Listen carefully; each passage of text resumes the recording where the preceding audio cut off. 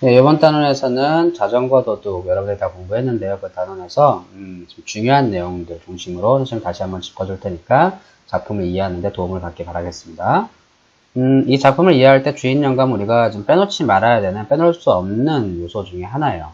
왜냐면 이제 주인 영감이 쓰나미의 환경이죠. 가장 밀접하게 관계를 맺고 영향력을 주는 사람인데, 주인 영감을 잘 이해한다는 것은 쓰나미가 처하는 환경이나 쓰나미가 이제 쓰나미 갈등이나 이런 걸 이해하는데 아주 중요한 요소가 됩니다. 일단 쓰나미부터 생각한다면 쓰나미는 되게 순진하고 순박하고 예의 바르고 도덕적인 인물이죠. 우리가 그 앞에 나왔던 다양한 묘사들을 통해서 살펴볼 수 있었는데요. 그런 쓰나미에게 부족한 게 있었죠. 가장 원하는 두 가지가 있었는데 그 첫 번째가 따뜻한 어른의 손길. 시골에서 혼자 올라와서 서울 한 구석에서 열심히 일을 하지만 자기 집도 없어서 그 가게에서 잠을 자야 했던 쓰나미에게는 자기를 바른 길로 인도하고 자기를 세상의 어떤 나쁜 것으로부터 보호해 줄 수 있는 어른의 손길을 아주 많이 원했을 거예요. 그나마 주인 영감이 그런 역할을 쓰나미에게 해주고 있다라고 쓰나미도 생각하고 있었을 거기 때문에 쓰나미는 주인 영감에게 충성을 다했죠. 그리고 되게 행복하다라고 생각을 했을 거예요. 두 번째가 바로 이제 공부하고 싶은 마음. 중간에 보면 알죠? 그 교복을 입은 학생들의 모습만 봐도 짜릿짜릿 가슴이 이제 울리는 쓰나미의 모습을 통해 봤을 때 너무나 공부하고 싶다라는 걸 알 수 있는데 그런 쓰나미의 마음 역시 주인 영감을 알고 있었죠. 그래서 되게 야학을 갈 아이라든지 뭐 공부할 아이라든지 이렇게 다른 사람 앞에서 대놓고 이야기하는 모습들을 보게 돼요. 이런 것들을 통해서 쓰나미는 자연스럽게 주인 영감이 나에게 되게 잘해주고 나중에 야학도 보내주려나 보구나 라고 기대하게 되죠. 그러니까 철저하게 주인 영감에게 충성을 다하게 되는데 문제는 여기에서 이제 이런 어떤 것들을 충족시킴으로써 쓰나미에게 이런 것들을 충족시켜 줌으로써 주인 영감은 딴속이 있었다라는 거예요. 그러니까 속셈이 있었다라는 거죠. 되게 부모님처럼 잘해주려면 솔직히 말하면 그렇게 이제 칭찬도 해주고 보호해주는 것도 필요하지만 그에게 필요한 것 당연히 적당한 노동과 적당한 임금 그렇죠? 이런 것들을 좀 보장해 주는 것이 필요해요. 그래야지 이 아이가 미래를 꿈꿀 수 있고 할 텐데 실제 상황들을 보면 그렇지 못하죠. 일단은 주인 영감은 점원을 고용하지 않아요. 쓰나미 하나로 충분하다고 이야기하고 다른 점원을 고용했을 때 쓰나미가 물들까봐 쓰나미를 위해서 고용하지 않는다고 얘기하지만 이건 누가 봐도 핑계죠. 자기 돈이 더 들까봐 그게 싫어서 쓰나미만을 고용하고 있는 거예요. 그러면서 3명이 해야 될 일을 쓰나미 한 명한테 시키죠. 혹사를 시키고 있어요. 진짜 부모라면 그렇게 하지 않죠. 진짜 쓰나미를 아낀다면 이렇게 행동하지 않을 거예요. 또 하나 보면 임금 부분인데요. 되게 월급을 적게 주는 모습이 나오죠. 진짜로 원래 여러분들이 어딘가 아르바이트를 하게 된다면 좋은 주인의 조건에 임금, 월급은 당연히 들어가게 되죠. 그런데 이제 이렇게 일을 많이 시키면서 칭찬을 하지만 일을 많이 시키면서 임금은 적게 줘요. 그러니까 결국은 돈 안 드는 것들은 다 잘해주는 거, 입에 발린 말은 잘해주지만 실질적인 실리에서는 쓰나미를 하나도 챙겨주지 않는 모습을 볼 수가 있죠. 야학도 뭐 갈 거라고 이야기하지만 주인 영감이 보내준다는 이야기는 하지 않아요. 내년에 보내줄게 하지만 그 내년이 언제가 올지는 모르는 거죠. 이렇게 주인 영감은 되게 쓰나미에게 잘 해주는 것 같지만 겉과 속이 다른 사람이에요. 겉으로는 되게 잘해주는 것처럼 다른 사람 앞에서 되게 자기가 잘해주는 것처럼 이야기하지만 실질적인 부분에서는 쓰나미를 거의 이제 착취, 노동력 착취 수준에까지 이 아이를 이제 혹사시키고 있는 모습을 볼 수가 있어요. 결국은 이 주인 영감의 모습을 정확하게 파악했을 때 쓰나미가 얼마나 좀 순박한지 그리고 쓰나미의 성향이 얼마나 각박한지가 이해가 될 수 있을 것 같습니다. 네, 다음으로 바람에 대한 이해를 통해서 이 작품에 대한 이해를 좀 높여보도록 할게요. 이 작품 속에서 바람은 되게 중요한 역할을 해요. 나중에 쓰나미의 자전거가 넘어가는 원인이 되죠. 복선인데요. 그만큼 이제 이 바람이 작품에서 아주 중요한 소재가 되죠. 이 바람을 바라보는 쓰나미의 또 시선도 되게 중요한데 도시 바람과 시골 바람을 비교해서 생각하고 있죠. 이 부분을 통해서 도시 사람들에 대한 도시 생활에 대한 쓰나미의 생각을 좀 엿볼 수가 있습니다. 첫째, 이제 도시 바람에 대해서 쓰나미가 이야기한 장면을 보면 이렇게 나와 있어요. 간판이 떨어지는 사고, 한없이 날아오는 먼지, 쓰레기, 그것밖에 모르니까.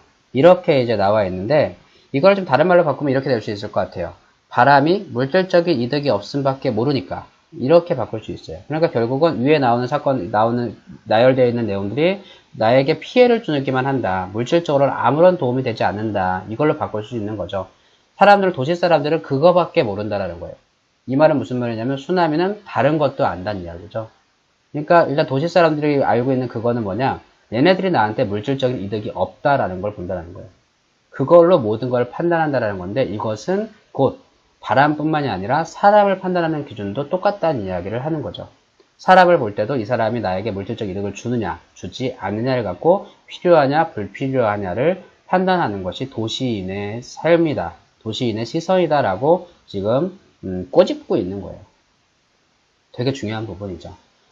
쓰나미에게 주인 영감이 잘해주는 이유는 쓰나미를 아끼고 쓰나미가 좋아서가 아니라 쓰나미가 주인 영감에게 물질적인 이득을 주기 때문이다로 바꿀 수도 있는 거예요. 그걸 느끼는 순간 쓰나미는 얼마나 외롭고 고독하다고 느낄 수 있을지 우리가 짐작해 볼 수 있겠죠. 두 번째, 시골 바람에 대한 쓰나미의 생각을 좀 보면요. 이렇게 나와 있어요. 게으른 나무들에게, 잠든 뿌리들에게, 막 움트는 꽃망울들에게 얼마나 신기한 맛을 베풀고 지나간다. 바람의 역할이 이거라는 거죠.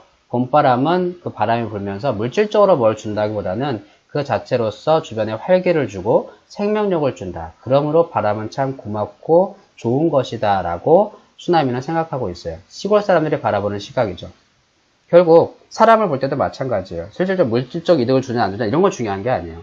그 바람을 통해서 혹은 사람을 통해서 주변이 얼마나 활기로워지고 활기차지고 얼마나 생명력을 얻는가, 얼마나 서로 정을 느끼고 서로 사랑하고 감사할 수 있는가, 이런 것이 결국은 그 바람의 가치 혹은 그 사람의 가치가 될 수 있다는 것이 이제 시골 바람의 의미로 볼 수 있어요. 결국 이 시골 바람의 의미를 알고 있는, 더 넓은 의미를 알고 있는 쓰나미에게 있어서 서울 사람들의 그런 시각은 되게 좁고 각박하고 삭막하게 느껴질 수밖에 없고, 그런 것들을 보지 못하는 그 사람들과 같이 있음에 쓰나미는 되게 많이 외롭고 진짜 나 혼자 떨어진 것 같고 아무도 날 이해해주지 못할 것 같고 이런 느낌, 고독함을 느끼게 되겠죠. 결국 이것이 쓰나미가 이렇게 서울 사람들, 도시 사람들을 보면서 느끼는 어떤 외로운 감정과 직접적으로 연결될 수 있음을 우리는 살펴볼 수 있겠습니다. 세 번째는 이제 장사꾼에 대한 이야기인데요. 이 작품 속에서 장사꾼이 많이 나오죠. 대표적으로 나오는 게 이제 땡땡상의 주인인데요. 땡땡상의 주인은 쓰나미가 돈 받으러 가니까 이렇게 얘기하죠. 아유, 오늘 더럽게 장사 안 된다 라고 하는데, 쓰나미가 그 뒤에 서술된 부분을 보면 그 가게는 장사가 안 되는 가게가 아니죠. 되게 잘 돼요. 잘 되는데 이렇게 이야기한 거는 나 오늘 돈 주기 싫다 이 얘기죠. 실제로 보면 이 장사꾼의 특징을 봤을 때 보통 이렇게 이야기하죠. 약장수란 말 있죠. 약장수가 뭐냐면 이제 약 파는 장수인데, 약장수들은 모든 게 다 만병통치약이라고 그래요. 연고 하나 갖고 와서 이것만 바르면 세상에 모든 병이 난다, 암까지 난다고 막 이야기를 해요. 그런데 사람들이 그걸 타고 해서 너 거짓말한다 하면서 너 경찰에 고발할 거야 이렇게 얘기 안 해요.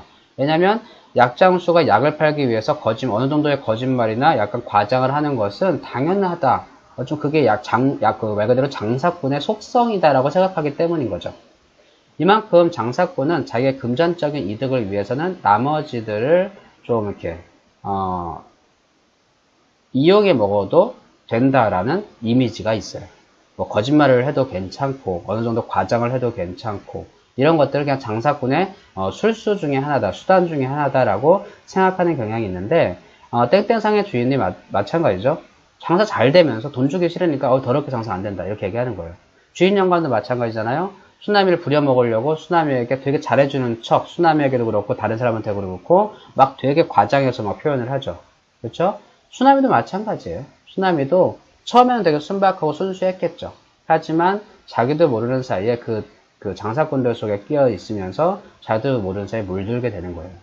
대표적으로 볼 수 있는 게 그런 거잖아요. 오늘 뭐 은행 막을 돈이에요, 빨리 주세요 이렇게 얘기하는 부분들이 있는데, 쓰나미는 그 말의 뜻이 뭔지도 몰라요. 단지 그렇게 말을 하면 나에게 돈을 좀 줄 가능성이 높다라는 그것만을 생각하는 거죠. 결국 돈을 받기 위해서 이게 거짓말이든 아니든은 그리 중요하지 않게 되는 거, 그게 바로 쓰나미가 물들고 있음을 드러내는 장면이다 우리 생각해 볼 수 있을 거예요.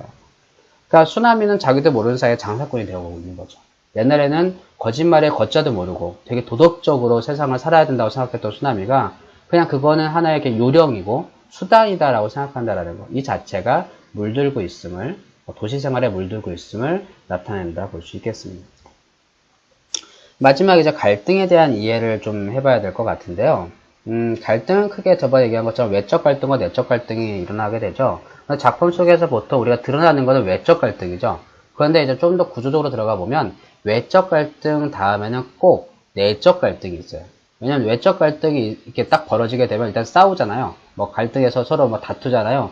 그 다음에는 그래서 내가 어떻게 할 것인가를 혼자 고민하게 돼요. 그래서 화해를 할 것인가, 아니면 내가 기다릴 것인가, 뭐 이런 것들, 그래서 어떻게 할 것인가 이런 것들을 혼자 고민하게 되는데, 그렇게 고민하는 과정이 바로 내적 갈등이에요. 결국 어찌 보면 작품 속에서 외적 갈등은 내적 갈등을 위해서 존재한다 라고까지도 생각해 볼 수 있습니다. 결국 작품의 주제는요, 외적 갈등에서 잘 드러난다기보다는 내적 갈등에서 드러나요. 그냥 외적 갈등에서 끝나버리면 그냥 권선징악이에요. 막 싸우다가 결국 선이 승리하고 끝나는 거죠. 하지만 이 갈등을 하다가 내적 갈등으로 넘어와서 혼자 되게 많이 이것저것 생각해 보게 되고 이해하게 되고 하면서 그걸 풀어나가는 과정에서 우리는 조금 더 깊이 있는 주제를 끌어낼 수가 있죠. 그래서 보통 외적 갈등이 원인이 돼서 내적 갈등으로 넘어가는 작품은 그 내적 갈등에 그 작품에서 말하고자 하는 주제가 담겨 있는 경우들이 많이 있어요. 우리가 읽게 된 자전거 도둑도 마찬가지라고 볼 수 있어요. 여러분들 그 쓰나미가 보면 외적 갈등을 겪게 되죠. 뭐 땡땡상의 주인과 막 이렇게 갈등하는 부분도 있었고, 그 다음에 신사와 갈등하는 부분이 있었는데, 결국 그 신사와의 갈등은 쓰나미가 자전거를 들고 도망치면서 해결이 되죠. 어떻게든 해결이 됐는데, 문제는 그 외적 갈등을 해결함으로써 쓰나미는 뭐에 들어가게 되냐면 내적 갈등에 들어가게 돼요. 과연 나의 행동은 옳은 행동이었을까? 비도덕적인 행동은 아니었을까? 이런 갈등으로 넘어가게 되는데, 이 내적 갈등 상황에서 우리는 주제를 찾을 수가 있어요. 여러분들 이런 갈등 상황이 나오게 되면 좀 주목해야 되는 세 가지가 있어요. 첫 번째가 원인이에요.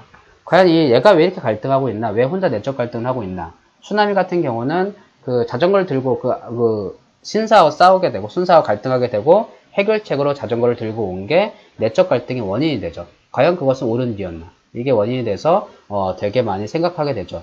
그 다음에 우리가 주목해야 되는 부분은 얘가 얼마나 많이 갈등하고 있느냐 보는데, 그거는 주로 그 인물의 행동을 통해서 볼 수가 있어요. 쓰나미도 보면 되게 이제 쓰나미가 갈등하고 있음을 드러내는 장면들이 나오죠. 뭐 처음에 보면 뭐 원래 저녁에는 늘 책을 읽던 쓰나미가 갑자기 책을 읽지 못하고 책을 집어 던진다거나, 아니면 뭐 가만히 있지 못하고 서성거리거나, 이게 다 혼자 되게 고민하고 있는 모습들이죠. 그 고민들이 바로 내적 갈등이에요. 이런 것들을 통해서 얘가 되게 많이 그거에 대해서 지금 고민하고 있구나 라는 부분은 파악할 수 있죠. 그 다음에 우리가 주목해야 되는 부분이 결과죠. 그래서 어떻게 결론을 내렸느냐. 쓰나미 같은 경우는 이제 이건 결국은 내가 비도덕적인 행동을 했고, 그걸 하면서 내가 즐거워했던 거라는 것은 내가 언제든지 또다시 도둑질을 할 수 있는 지금 상황에 빠져 있다. 나도 모르는 사이에 되게 내가 지금 많이 비도덕적이 되었다라고 결론을 내리게 됐고, 짐을 싸서 나를 도덕적으로 지켜줄 수 있는 존재인 아버지, 고향으로 돌아가기로 결정을 내리게 되죠. 여기가 이제 결론인데, 보통 이 결론 부분이 주제와 밀접한 관계를 가지게 돼요. 이 작품 속에서 이 작품의 주제가 뭐냐라고 했을 땐 결국은 그거잖아요. 이 물질적 이득만을 취하고 비도덕성이 만연한 어떤 도시 생활에 대한 혹은 현대인에 대한 비판, 그쵸? 그것이 첫 번째고, 그래서 결국은 도덕적 양심과 그쵸? 이런 도덕성을 회복하고자 하는, 그것이 회복을 해야 된다라고 하는 것이 이 작품의 주제가 될 텐데, 쓰나미가 마지막 자기의 갈등을 해소하는 방법이 그런 것들을 다 버리고 도덕성을 찾기 위해서 시골로 돌아오는 장면인 것을 생각하면 아주 거의 밀접하게 직접적으로 연결될 수 있음을 생각해 볼 수 있을 거예요. 결국 내적 갈등에 주목했을 때 우리는 작품의 의도나 주제를 파악하는 게 쉬워지게 되겠죠. 이렇게 여러분들이 이런 갈등 관계에 잘 주목하여서 이 작품 전체의 주제나 흥미를 좀 잘 이해해주면 좋을 것 같습니다. 수고했어요.